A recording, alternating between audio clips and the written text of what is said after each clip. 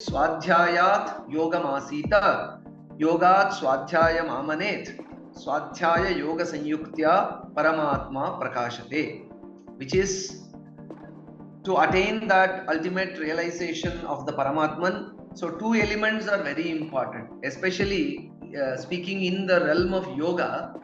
Two aspects, two dimensions are very important. One is yoga as such. Yoga in this context means the practice of asana, pranayama, all those things.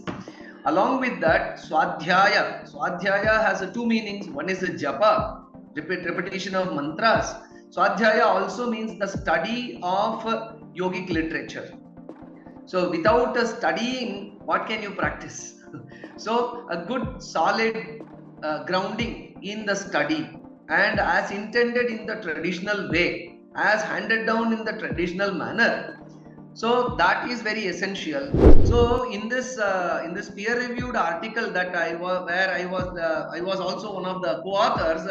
So we can see that the Bhastrika pranayama and the Brahmari pranayama was evaluated. What did we do? What is reported as Bhastrika and Brahmari pranayama in the peer-reviewed research articles, especially experimental empirical articles, and what exactly is stated in the text. So do they match? Are they compatible?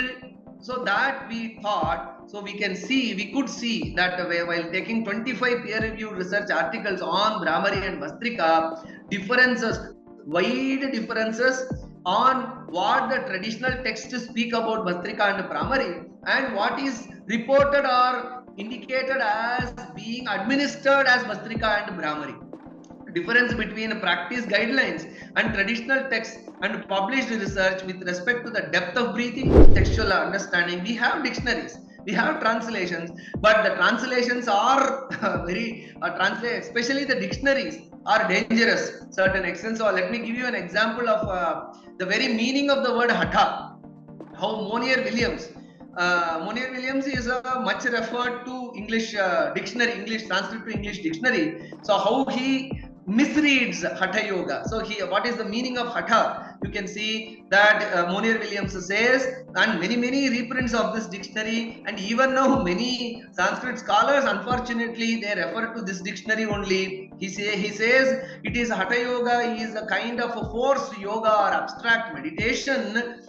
Forcing the mind to withdraw from external objects, treated in Hatha Pradipika by Swatma Raman, performed with much self-torture, such as standing on one leg, holding up the arms, inhaling smoke with the head, and so on and so forth. None of this is there in Hatha Yoga Pradipika. When you consult the commentary, you can see Hascha Hathau, Surya Chandrau Tayor Yogaha Hatha Yogaha, Pranapanayor Aikya Lakshanaha, Pranayamaha Hatha Yogaha. Tha represents prana, tha represents apana. So by the Jalandhara Bandha and Mula Bandha, you bring together the prana and apana. By Udyana Bandha, you draw the prana within. So hence the conjoining of the prana and apana and taking it into Sushumna is the area of Hatha Yoga. So that's why the commentator says, who was also a practitioner, unlike Monier Williams. So he says, Pranapanayor Aikya Lakshanaha Pranayamaha Hatha Yoga. So essentially the core heart, the soul of Hatha Yoga is pranayama. I would like to say or re-emphasize. I initially mentioned that Swadhyaya is an essential component for yoga. To achieve its desired goal, Swadhyaya is a desired thing. Many people take Swadhyaya for granted. No. Yoga is only a practice discipline. Let me not worry about what the text says. It's only my practice that matters. No. To re-emphasize that, I have to quote once again from Vyasa's commentary to Yoga Sutra. So Vyasa's commentary is the primary commentary on Yoga Sutra. So where he says, Agamena, Anumanena, Dhyanabhyasa Rasena cha, Tridha Prakalpayan Prajnam Labhate Yogam Uttamam. So there are, if you want to move from a mere yoga to Uttama yoga, as you can see, so everyone starts with yoga and they want to move to, or it is ideal that, so I have to move to a correct yoga, better yoga, appropriate yoga.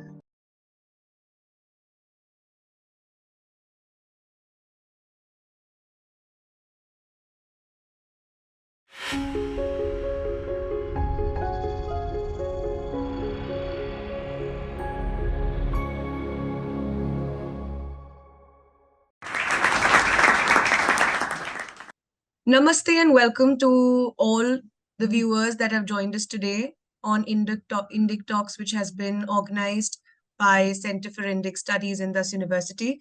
Today, we'll be talking about essentials of Hatha Yoga, which has been written by our speaker today, Professor M. Jayaraman. He is the Dean of Yoga Spirituality in Swayas Yoga University, Bangalore, brings traditional expertise in Vedas and Shastra. With over a decade in yoga textual research, he's authored 23 books and 21 research articles. Passionate about Vedic mantra, he maintains a 170 hours web repository of his video lectures on the Vedas, the Gita, yoga texts, and stotras. Today, he'll be talking about his book, like I said, Essentials of Hatha Yoga, which is going to dive into the techniques of asana, pranayam, mudra, bandha through a traditional Vyakhyan Paddhati approach, splitting the words, elucidating meanings, and exploring compounds. I welcome you, sir, and I request you to take over from here. Namaste, Ojasviji. Thank you for that introduction. So I'm very happy and honored to be invited by the Indus University Center for Indic Studies to share about my work, Essentials of Hatha Yoga. So I will commence with a small Vedic prayer. Om Sahana Bhavatu Sahanau Bhunaktu Sah Virjankaravavahai Tejasvinavadhitamastu ma Vidvishavahai. Om Shanti Shanti Shanti. I will share my screen now, and with that I will commence my talk. I hope my screen is visible. So this is the page, cover page of my book, The Essentials of Hatha Yoga. In the beginning, I would like to quote a particular shloka from the Vyasa's commentary to Hatha Yoga, this Yoga Sutra.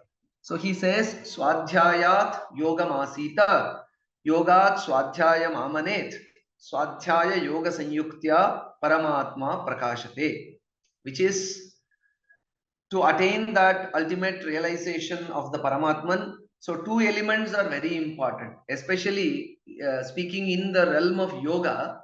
Two aspects, two dimensions are very important.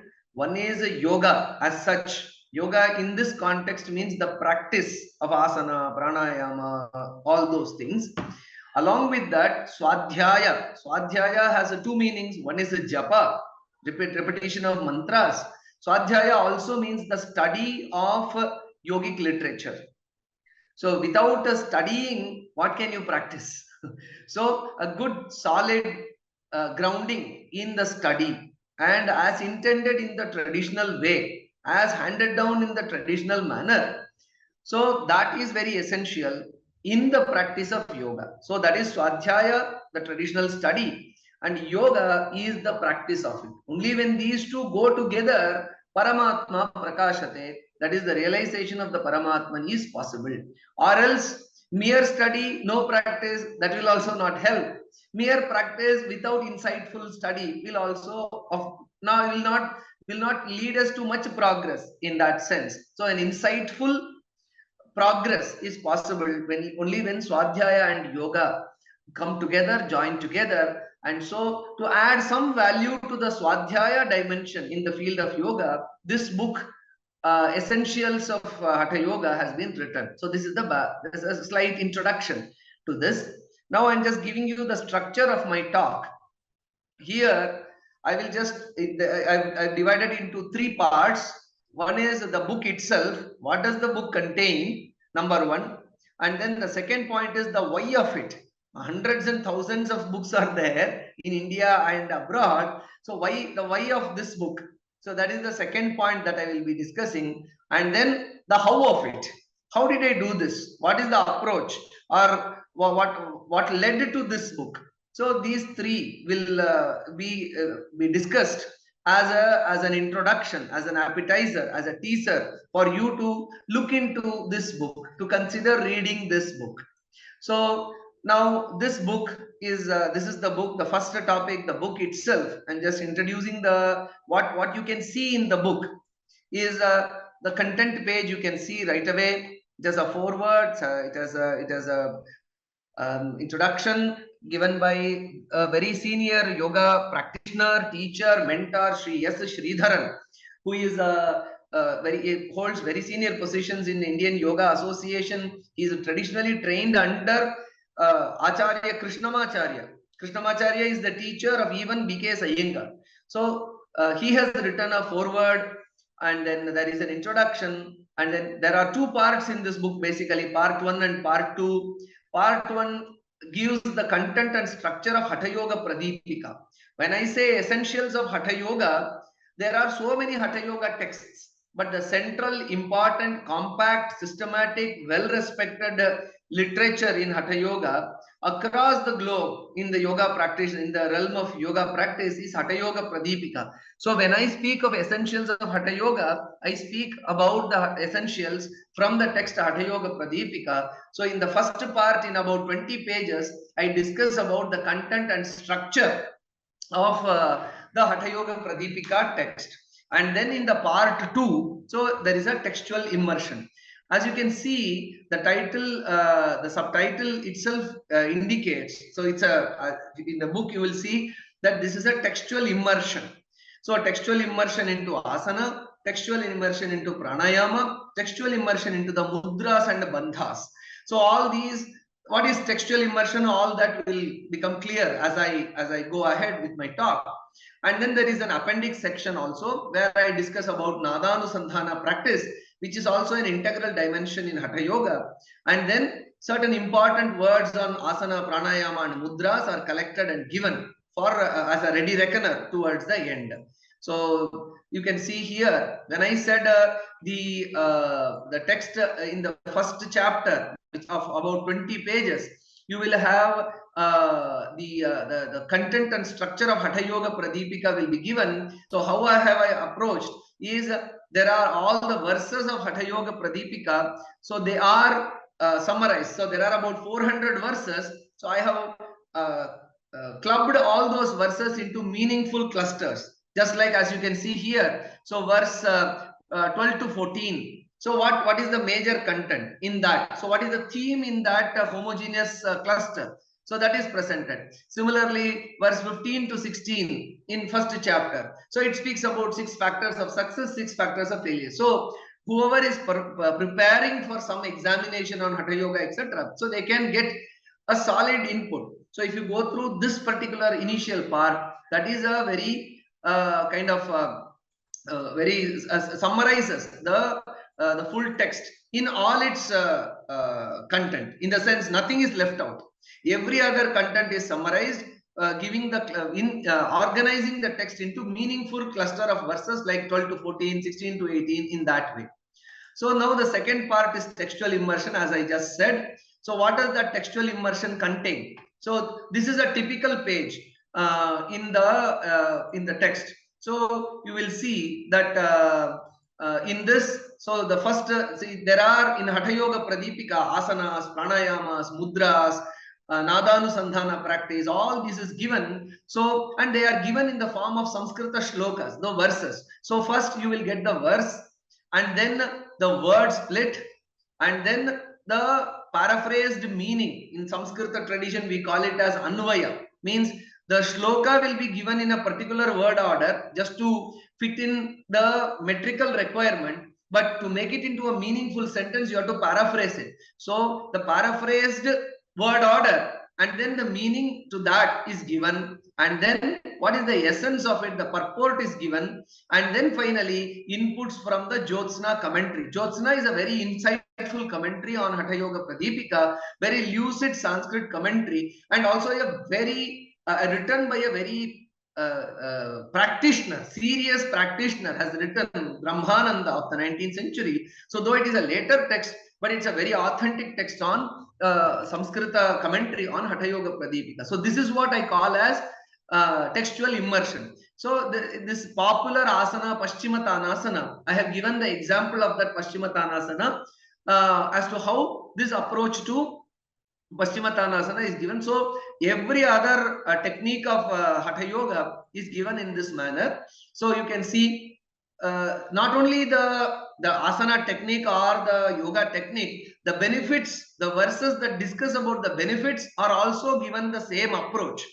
So the same verses, word split, paraphrased meaning, the purport, and also inputs, if any, all that is given. So how many techniques you can see in this? This is textual immersion. In this immersive, through this immersive approach, how many techniques are discussed?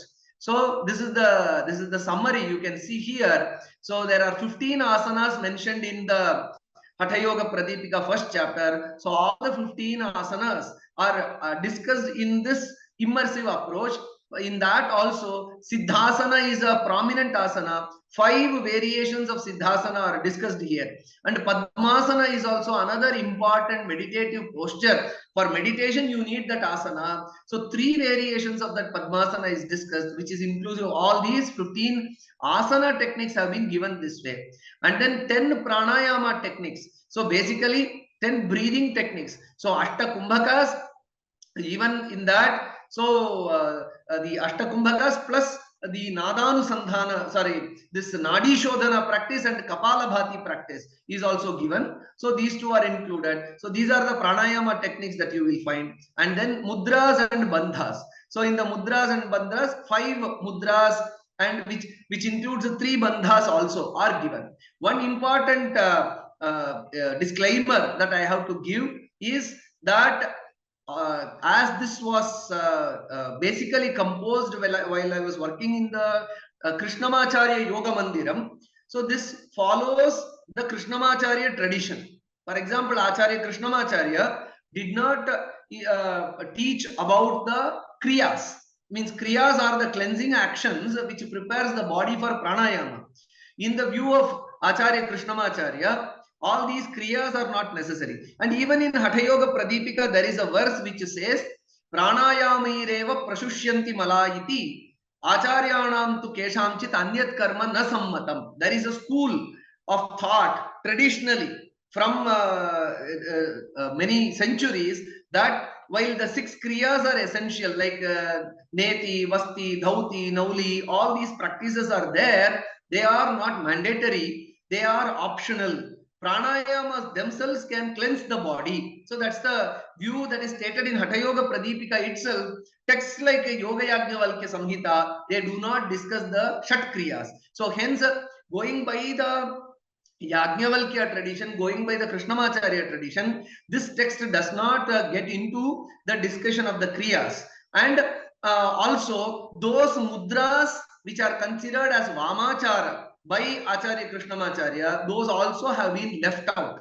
Means those which inflict some amount of pain in the body and also which lead into more sensual kind of activity, the Vajroli, Sahajoli, Amaroli, those Tantra practices were called as Vamachara by Acharya Krishnamacharya. Those also have not been dealt. So all those practices which are essential for health and well-being perspective. So only those asanas, those pranayamas and those mudras and bandhas have been done, as this is acceptable. This is what is acceptable. This is what was recommended by Acharya Krishnamacharya. So in mudras, we can see that the Jalandhara Bandha, Mula Bandha, Udyana Bandha, and then Viparita Karani and Mahamudra. So these are the mudras and bandhas that are discussed. So hence this also is a uniqueness to this publication, where not everything is taught. What is this is the essential.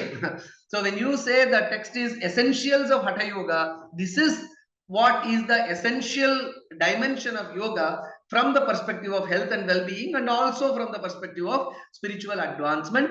So this forms the core body of the text. About 280 pages are dedicated to this, and then there are certain appendices to this text where the practice of Nadanusandhana is elaborated. See, Hatha is about asana, pranayama, mudras and bandhas. And Hatha leads to Raja Yoga. What is Raja Yoga? Raja Yoga samadhischa unmani cha manonmani. So Raja Yoga is synonymous to samadhi. So there are various approaches to attain samadhi, while Patanjali Maharshi in Yoga Sutra gives certain approaches to attain samadhi.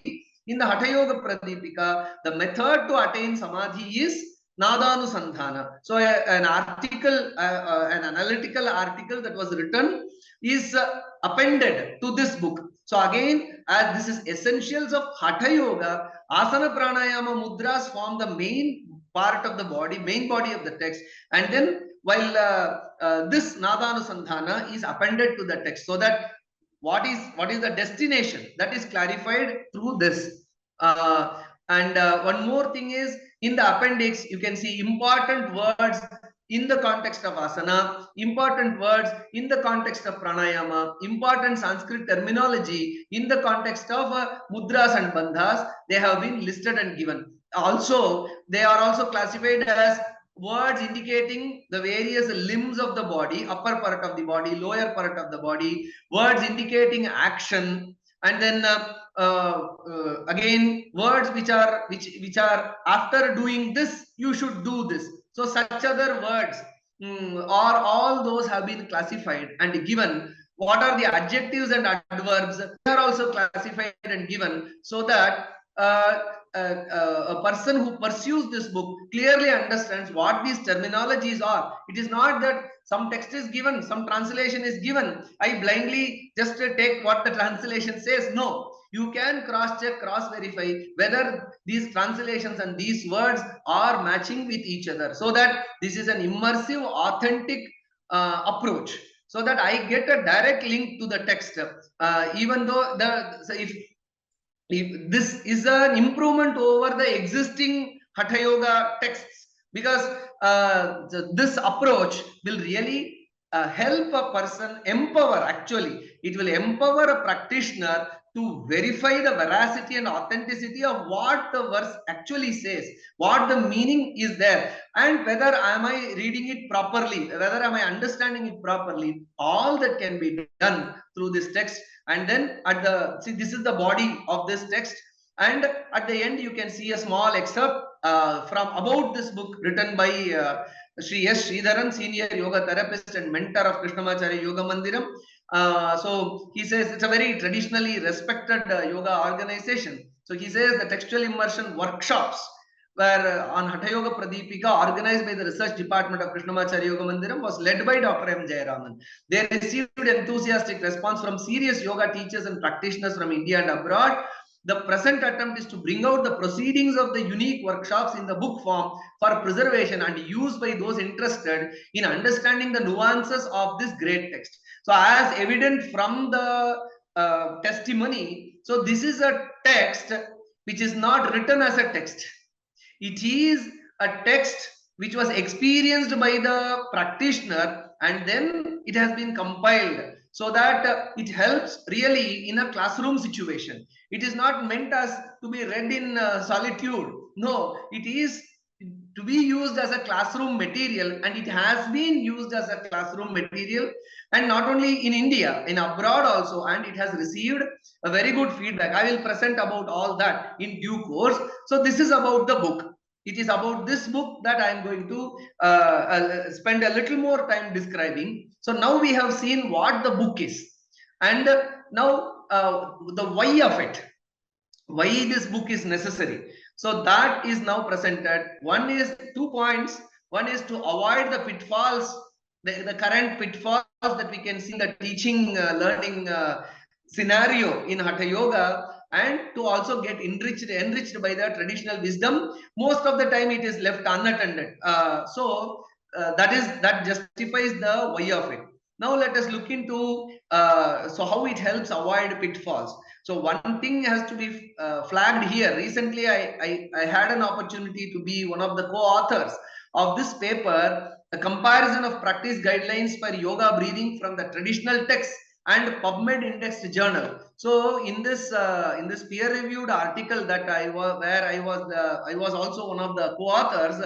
So we can see that the Bhastrika pranayama and the Brahmari pranayama was evaluated. What did we do? What is what is reported as Bhastrika and Brahmari Pranayama in the peer-reviewed research articles, especially experimental empirical articles, and what exactly is stated in the text. So do they match? Are they compatible? So that we thought, so we could see that while taking 25 peer-reviewed research articles on Brahmari and Bhastrika, differences, wide differences on what the traditional texts speak about Bhastrika and Brahmari and what is reported or indicated as being administered as Bhastrika and Brahmari. Difference between practice guidelines and traditional texts and published research with respect to the depth of breathing, relative breath phase duration, and breath frequency are presented. So you can see in all these dimensions, there is quite a difference between what is spoken in the text and what is actually practiced. And then, despite the differences, what will happen? What is the impact of these differences? Differences in the way yoga breathing is practiced could influence the physiological effects obtained, and differences between methods reported in published studies could make it difficult to summarize the effects of yoga breathing and practice across study. So the point is, one, it will impact the uniformity of understanding whether this is Brahmari at all or whether it is Bhastrika at all, if each of them practice in one way or the other. Whereas if everyone conform to what the text says, uniformity can be maintained, and then what exactly is the efficacy of the technique can be determined, and also the textual wisdom is the recorded accumulated knowledge of centuries of practice. If that is ignored, whatever we understand, we report it as Bhastrika and Brahmari, it will also lead to problem. While the texts are rich, as you can see from this book, the text has very clear, practical, rich inputs on how exactly certain practices are to be done. So when you have the resource, you are not utilizing it. So the research reporting is severely impacted or severely deficient in knowledge, and hence and may not be the true representation of what was intended by the traditional acharyas when they gave it in the form of text like Hatha Yoga Pradipika. So this book, so hence it is very, and why do they why is there an inaccuracy in understanding the text? Probably the mere translation of the text, people just read the translation and go away, so they don't get much insight about the text, much insight about the technique. That, for example, for Bhastrika and Brahmari, you can see the translations and some English translation and commentary is written, but all the inputs, all the details, or the intricate practices that are indicated in the commentary are missed out. So probably the deficiency in that, a textual immersion approach is not there. Hence there is deficiency in the literature. Hence the researchers are unable to find an authentic source of a systematic exposition. Hence there is probably not so clear, not so authentic reporting of the technique of practice. Lack of uniformity can also be attributed to that. To address this desideratum, this book was conceptualized. And then you can also see people say that no, there is no need for any going into Sanskrit commentaries, textual understanding. We have dictionaries, we have translations, but the translations are very especially the dictionaries are dangerous certain extent. So let me give you an example of the very meaning of the word Hatha. How Monier Williams is a much referred to English dictionary, English Sanskrit to English dictionary. So how he misreads Hatha Yoga. So what is the meaning of Hatha? You can see that Monier Williams says, and many reprints of this dictionary, and even now many Sanskrit scholars, unfortunately, they refer to this dictionary only. He says it is Hatha Yoga is a kind of a forced yoga or abstract meditation, forcing the mind to withdraw from external objects, treated in Hatha Pradipika by Swatmarama and performed with much self-torture, such as standing on one leg, holding up the arms, inhaling smoke with the head, and so on and so forth. None of this is there in Hatha Yoga Pradipika.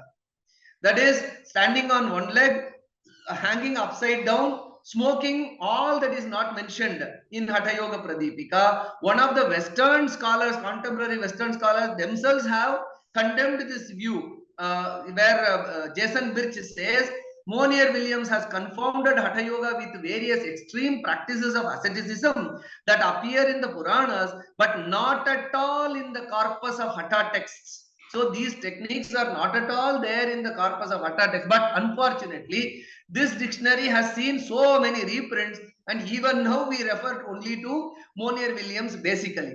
So hence, depending on the dictionaries again will lead to pitfalls, again wrong interpretation, wrong understanding, wrong perspective about this thing. So that's why one has to get into a textual immersion to get into what exactly then. But if Hatha is not this, then what Hatha is?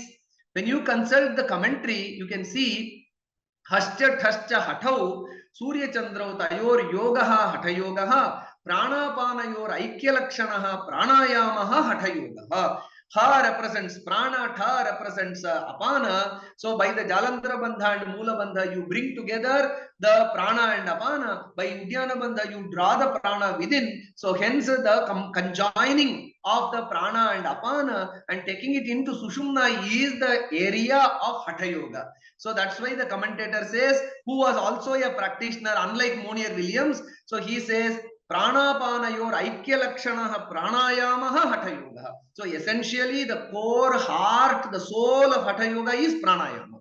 And the way done with the bandhas. So hence when the commentaries have rich insights, clear insights, authentic insights to offer, normally there is an urgency in understanding the text. So hence to provide a relief or an alternative option, this textual immersion approach to the text has been adopted, where insights from the commentary forms a very important column in this text. So then, and again, the whole commentary is also not given as it is. See, what happens is, again, there is an urgency.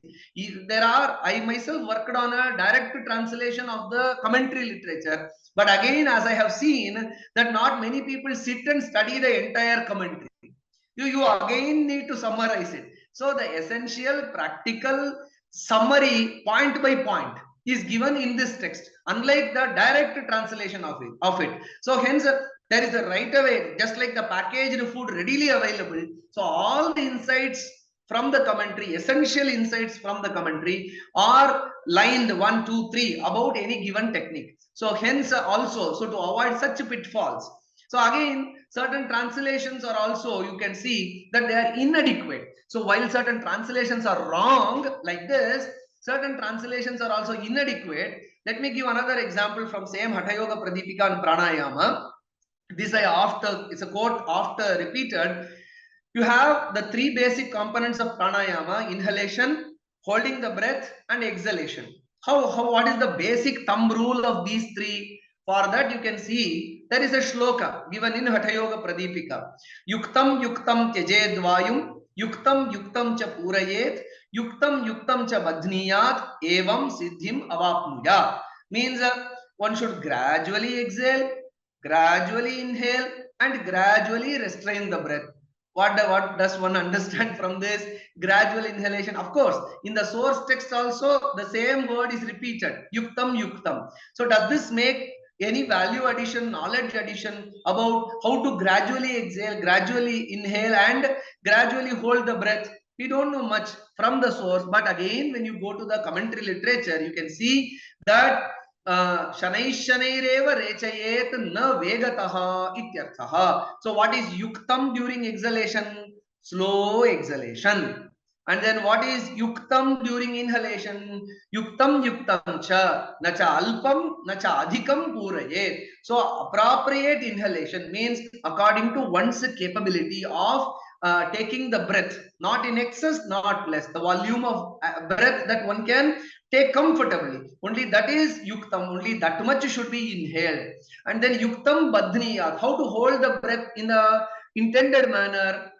Jalandharadi bandha yuktam badhniyat means while holding the breath also, not merely just notionally holding the breath. So one has to apply the bandhas, means inhale, Jalandhara bandha, then Mula Bandha, and then Udyana Bandha. This is how the holding of the breath has to be done. So in this way, the commentary has rich practical insights, whereas the translations do not have it. And this work, Essentials of Hatha Yoga, so these inadequacies, in the deficiencies that are there in the translation, etc., are addressed, and all these points are summarized in this book, so that a practitioner can use it as a ready reckoner to have an authentic and clear understanding of it. So in this way, so many other insights and inputs can also be given. And one more point, let me give you. So this is not from Hatha Yoga Pradipika. This is from Yoga Sutra, one of the traditional texts on this thing is, or one of the most studied translations of recent times is the one by Edwin Bryant. So, but the important why I took up this is that, see, there are certain books which have appeared which claim to toe the line of traditional commentaries, but they should also be taken with a pinch of salt, because there are certain problems with that also, with their approach also. Let me show this as an illustration. So here you can see that this is here you can see the author himself claims the insights from traditional commentators. So from Edwin Bryant, so he says that, but how does he approach? Of course, he has given in the course of the book, as one studies this edition of this thing, Yoga Sutra, you can see that there are, of course, he picks and chooses the commentaries, certain views from the traditional commentaries on Yoga Sutra and gives. But in this text, there are also unwarranted mudslinging and digressions in such works also. For example, to the Sutra 1.14, how Abhyasa has to be done. Satu Dirghakala Nairantarya Satkara Sevito Dridabhumihi. How should the practice of yoga be done for a long duration? And then Dirghakala, Nairantarya, periodicity should be maintained, and a Satkara, with great faith, one should practice. Only then the practice will fructify and the desired result will be achieved. So in that context, so while explaining the word satkara, with great faith and a positive frame of mind, this should be practiced. In that, you can see this passage which I have highlighted. He says, as an aside, so he shows that certain Hindu gurus who teach in the West, they don't have this satkara, and they exploit their Western students. So he chooses this example.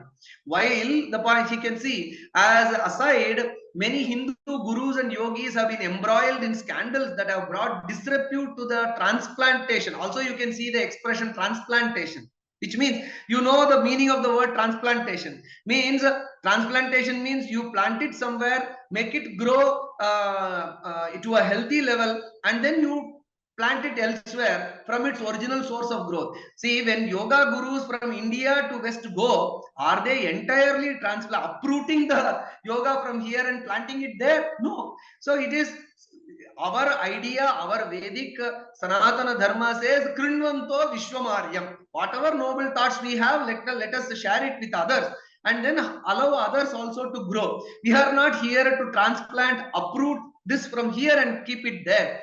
And the same way, see, this is one problem. So the problem is they claim to be quoting from traditional commentators, but such mischiefs are also there in such translations. And also, see, scandal, wherever there is human being, there is a possibility of kind of misbehavior, misdemeanor, and everything is possible. Then why to single out Hindu gurus and yogis alone? Are there no scandals in the Western realm, especially in yoga, or even in any walk of life? Are there no scandals in government? Everywhere there is scandal. So why to single out? So hence also, but whereas when we approach a text in a Shastra Paddhati, in an immersive approach, where you will stay focused. You will not get into unwarranted, motivated digressions will not be there. You will read the text, you will split the words, you will rearrange, the paraphrase it, and then go by what the commentators say. You will not unnecessarily, unwarrantedly do such mudslingings while you claim yourself to be quoting from the traditional commentaries. So hence this pitfall, this is a major pitfall. What happens is, people consume such literature without kind of thinking a second time about it. So hence, in the name of teaching the knowledge of yoga in an authentic from traditional sources, such poison about our own tradition is being injected, and to address such things.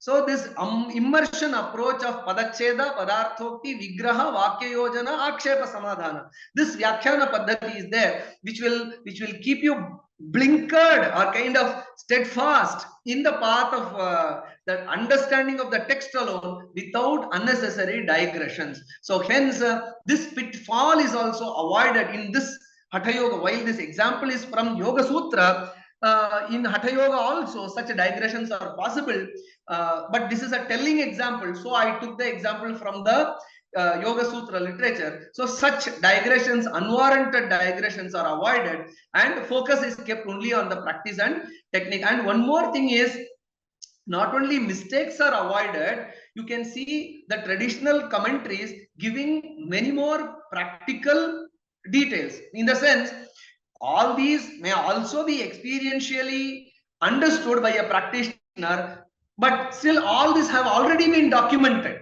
See, why to reinvent the wheel when the wheel is already there working and functioning? Why do you reinvent the wheel? For example, I gave the example of Paschimottanasana. You can see prasarya padau bhuvi dandarupau dorbhyam padagra dvitayam grihitva januparinyastalata deshaha vasedidam paschimataana mahuhu. So this is the shloka that defines what the Paschimottanasana is all about. What is Paschimottanasana? You can just see in the next slide. I have given the picture of Paschimottanasana. See, this is the Paschimottanasana. So this is how it is. With a stretched leg, you touch with your forehead, you touch the knees. So this is Paschimottanasana. But how? What is the definition? Extend the feet on the ground, straight like a stick, and then by the arms, catch hold of the tip of the feet, and place the forehead on the knee and stay. This is Paschimottanasana. But as a practitioner, as I am a practitioner, and as any practitioner would have a question, then see, you extend the feet on the ground, that much is mentioned. Should the feet be together, both the feet, should they be together or should they be spread apart? That question is not answered from the source text or the translation. And then it says that by the arms, which means fingers. So by the arms catch hold of the leg, so which means fingers. How do we catch, etc. Which fingers are to be used, etc. are not specified. And then catch hold of the tip of the feet. What is the tip of the feet means? Is the tip of all the fingers, etc. So many things are left to imagination in the source text, whereas but in the commentary you can see all these questions being answered. Dandakarau shlishta gulbhau. Should the feet be apart? It says shlishta gulbhau. The knees of both the legs should touch. Then, so how to hold the feet with the hand?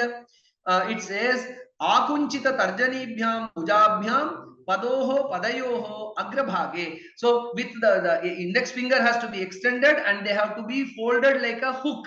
With such a hooked index finger, you have to catch hold. And then what is padagra dvitayam? So that is also mentioned here. Dvayam angushta pradesha yugmam. So the big toe is what is the tip of the feet which is mentioned. So in the big toe region, with the hooked index fingers, hold them. So such practical inputs, and it goes further. The commentary goes further and explains yatha jan vadho bhagasya bhumer utthanam nasyat tatha grihitva. Means while the practice is done, the janu, this is the knee region, the back side of the knee region should not come up. Means as we extend the leg and bend forward, it is quite natural that this region will raise up. So that warning is also given. The lower part of the knees should not raise as one bends forward. This is the amount of practical insights that you get from the commentary, whereas neither, means the source text assumes that everyone is a practitioner, but the commentary doesn't assume anything. It gives all these details, and this textual immersion, just like you can see all these being summed up in points. Everything in this book of Essentials of Hatha Yoga, you will see all these rich inputs from the commentaries, not at all being missed. Everything has been serialized and given in the context of Paschimottanasana. So in this way, so many examples. I have just given one example of asana. In the same way, the pranayama also has been described. All this has been elaborately mentioned, point by point. It is not that you need to read pages and pages. Everything has been given in a point by point bullet system, so that a practitioner, a teacher, and also a student can quickly summarize the essentials of each given asana, pranayama, etc. Not only that, even a researcher, whoever wants to do research on the efficacy of each of these asana, pranayama, mudras, bandhas, they can have this as a standard. So have these elements been incorporated in the practice before empirically evaluating this particular asana or pranayama or technique. So to facilitate, to add value to yoga research also, this has been given in the form of bullets. Now, see what happened was, these are the advantages of consulting the commentary literature and the pitfalls that could be avoided by the commentary literature, which has been adequately discussed in this text. Then what happens is, as stated in the testimony, this doesn't first come into the form of a book and then I suppose it to be a teaching material. It was a teaching material. It's a consolidation of a teaching material, and that is what the book is all about. So I called it as textual immersion. Initially, I conducted the textual immersion on asana, pranayama, mudras, and bandhas in Krishnamacharya Yoga Mandiram, and also with the Indic Academy. So they hosted many of these workshops. So the consolidated experience of all this has been done. Especially, let me just the how of it. See, we have seen the why of it. Now I will quickly go into the how of it. How was this material arrived at? How was this material created? And is it validated? What is the response of the participants? How did they look at this kind of approach? So this actually, as I said, this was a series of textual immersions which was done with the padacheda, the splitting of the words, padarthokti, giving the meaning of the words, and analyzing the compounds, and also giving the inputs from the commentaries. Such textual immersions for 15 hours were repeatedly conducted, and then you can see in that textual experiment, textual immersion also, there is 3 stages: preparation, execution, and outcome. I'll quickly go through that. So the words were collected, and then the paraphrasing was made, handouts were created with the paraphrasing. As I said, the words were systematically collected. The upper part of the body, lower part of the body, words indicating the left side, right side, inside, outside, all those words which are essential. So place the feet in between the thigh and the knee. So such in between, what are all the words which are involved, including the parts of the body, directions, actions, all those words were collected. And then in the textual immersion, so what was done was, so as you can see in this handout, the shloka was given, and then the paraphrased, rearranged way of the shloka is given. And then as you can see in this picture, see, the words were introduced. You can see one of the workshops image where when they learnt about Angushta, they experientially learnt it. So each of the limbs of the body which were involved, major part of the body, so the word taught. So they said, I said Angushta. So they will say Angushta while doing the action of Angushta. Then Tarjani. And the same way, Hastaha, Padaha, Janu. So in this way, the collection of the words, the list of the words were first practiced. So the list of the words they get, and then left side, right side, in between, inside, outside, all these practices were with action. They learned, internalized, and there were also games based on that. So all those in an interactive way, the words were introduced. Once the vocabulary is clear, then one can directly connect with the text. Without knowing the vocabulary, and if the vocabulary, you are far into the vocabulary, then you are totally dependent on the translation. Whatever the translator says, you have to accept and agree. But I know the vocabulary itself, then I can verify whether the translation is accurate or not. So hence, this is an empowering activity where all the limbs, action words, all that were taught in a systematic manner. And then see, this is the method that was practiced. Reciting first the shloka itself was chanted. So as I said, Prasar Yapadav in Paschimmatanasana, the shloka was chanted, made to repeat. People were made comfortable in chanting the shloka. Prasar Yapadav Bhuvi Dandarupau Dorbhyam Padagradvitayam Grihitva Janu Parinyastalata Deshaha Vasedidam Paschimatanamahu. In the workshops, people never thought that Paschimatanasana, which is a difficult asana, can be mellifluously rendered like this. So they were happy that, oh, chanting of this shloka and that too in a melodious way is possible. That itself reduced a kind of resistance to consult Samskrita text. Again, there is a notion in the mind. Anything that is in Samskrita, no, it is beyond my capability. That initial resistance is there. That resistance is broken by making them sing the shlokas. Sing the shloka, chant the shloka and connect with the shlokas. And then what happens? The splitting of the words were given. So this is after giving the training in the vocabulary. After giving the training in vocabulary only, we touch the shloka and then the words are split. Prasarya, Padau, Bhuvi, Tandarupau, Dorbhyam. In this way, each of the word, no word is left unattended in the techniques that have been taken, and then the paraphrased meaning is given, and then the inputs of the commentary was given. In the live workshop, we also have the facility of demonstration. The picture that you see here, so the asana was explained, as explained in the text, the demonstration was made and explained. So the text in action. So people normally say all that the text speaks is impractical. No, you can see text in action, and that was what exactly done in the textual immersion workshop. So hence, this was the workshop on asana. In the same way, workshop on pranayama was conducted, workshop on mudras were conducted. So, and then to assess how these workshops have been received, a structured feedback form was given. So for that, in that, objective type and descriptive type questions were given, where the relevance of the attempt, would you like to attend such workshops in future? How has this workshop been useful to you? Such questions were asked about 79 participants in just one workshop. So you can see they had responded, and this is the analysis of the output. So you can see that of the 79, 59 have said that this textual immersion approach is highly relevant, and 20 have said it is relevant, and no one said it is irrelevant. So hence this approach is highly relevant. That is the majority view. And then, would you like to attend such a workshop in future? Of which 56 they said yes, definitely, and 21 said possibly, and no one said not likely.